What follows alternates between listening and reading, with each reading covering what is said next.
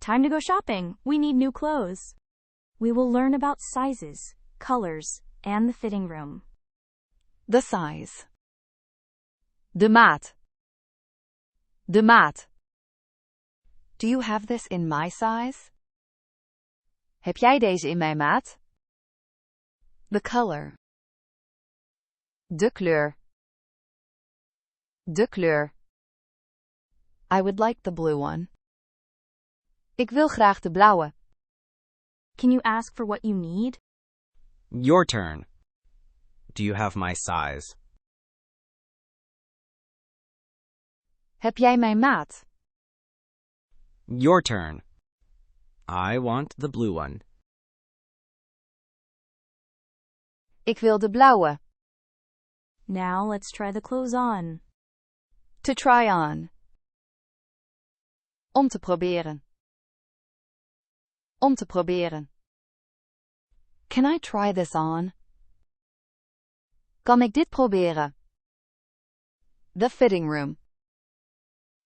De paskamer. De paskamer. Where is the fitting room? Waar is de paskamer? Too expensive. Te duur. Te duur. Your turn. Ask the question. Your turn. Where is the fitting room? Waar is de paskamer? Your turn. It is too expensive. Het is te duur.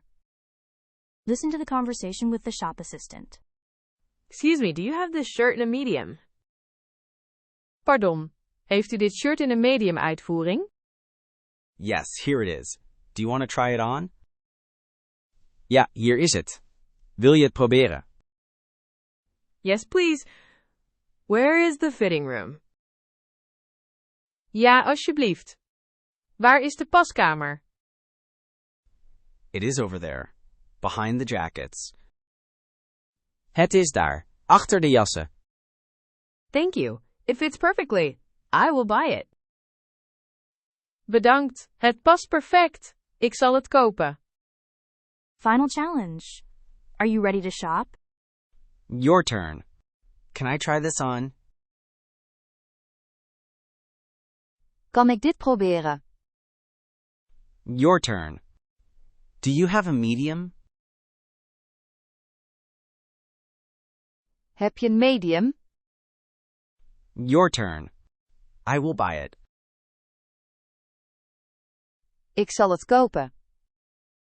Great choice. You look stylish. See you in the next lesson.